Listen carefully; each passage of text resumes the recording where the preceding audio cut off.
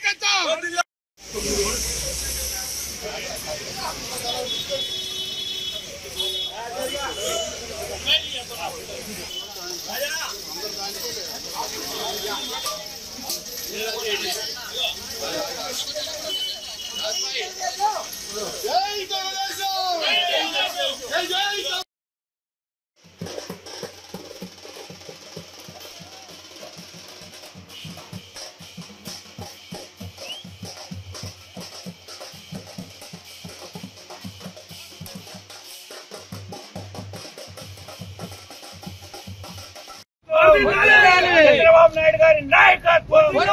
జై బాబు, జై బాబు, జై కూటమి, జై కూటమి నాయకత్వం. జై జనసేన, జై జనసేన, జై చంద్రబాబు నాయుడు నాయకత్వం. జై బాబు, జై బాబు, జై బాబు, జై బాబు, జై బాబు, జై బాబు.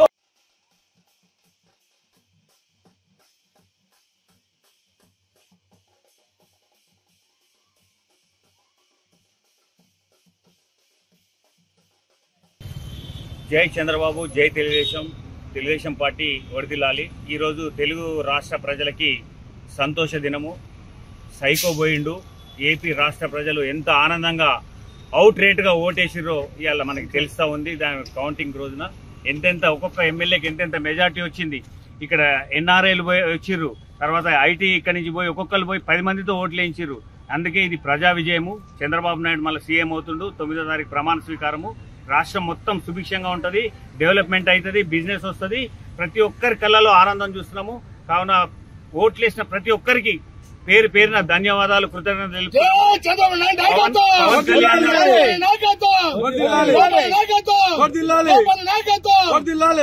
అట్లాగే పవన్ కళ్యాణ్ గారు కూడా ఎంతో సపోర్ట్ చేశారు. లోకేష్ బాబు గారి పాదయాత్ర కూడా ఎంతో ఉపయోగపడింది. బాబు గారు కూడా 75 సంవత్సరాల ఏజ్ లో కూడా ఆయన అలుపెరగని నాయకుడు.